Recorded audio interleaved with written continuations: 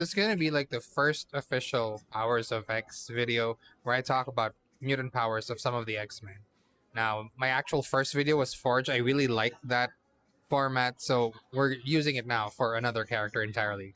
So let's talk about what if you could gain any skill you wanted for a time if you wanted to speak another language, or you wanted to learn how to paint in watercolor, or you wanted to be able to rock climb, or you wanted to play basketball for a short time, or for any amount of time.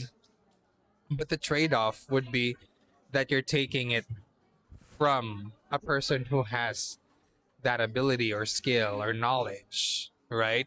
You could literally deliver a baby, you could create a rocket, you could do anything, but the trade-off is that you're taking it from somebody else. Now, of course, they'd still keep that knowledge and skill, but they'd be weakened from that experience. On top of that, you're not only taking their skill, their ability, their power.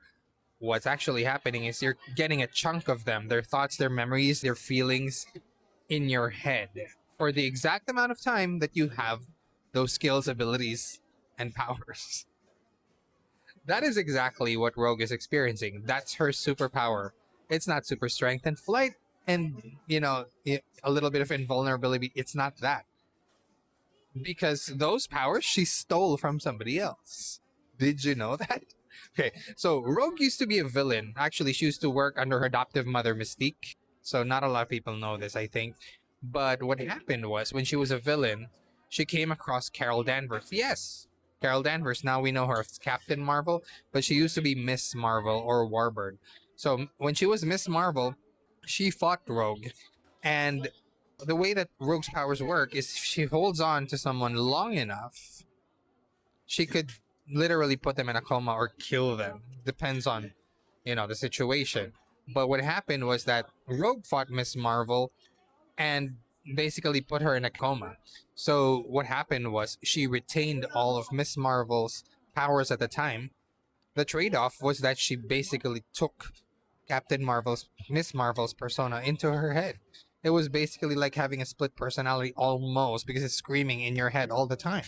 Her thoughts, her feelings, her memories, all there. And it's not your thoughts and feelings and memories, but they're there and they're bothering you the whole time. And it's also gonna, feed into your guilt of what happened, right? Because again, the longer you hold on, the more of the powers and skills and abilities that you take on, but also the longer that person will be weakened or lose the equivalent amount of life energy to the point that they get catatonic